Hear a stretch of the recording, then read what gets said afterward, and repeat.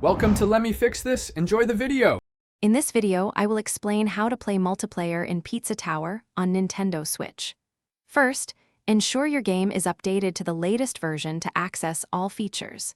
Pizza Tower supports local cooperative play, allowing two players to team up and tackle the game's challenging levels together.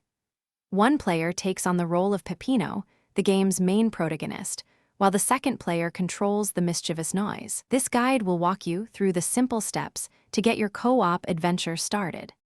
To begin your two-player Pizza Tower experience, each participant will need their own Nintendo Switch controller. This can be a pair of Joy-Cons, with each player using one or two separate Pro controllers.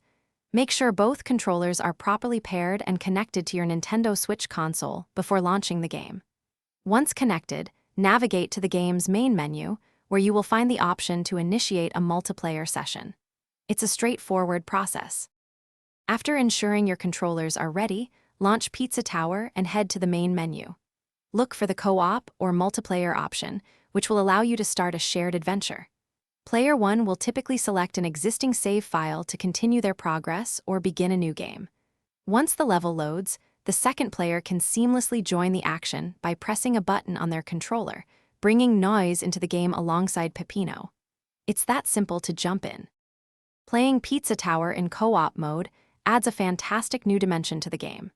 Remember to coordinate your movements and attacks, as teamwork is crucial for overcoming the game's many challenges. Noise, the second character, possesses distinct abilities that can greatly assist Peppino in navigating levels and defeating foes. Effective communication between both players will significantly enhance your chances of collecting all the toppings and achieving high scores. Enjoy the chaotic fun of two-player pizza delivery. Thanks for watching. If you found this helpful, don't forget to like and subscribe.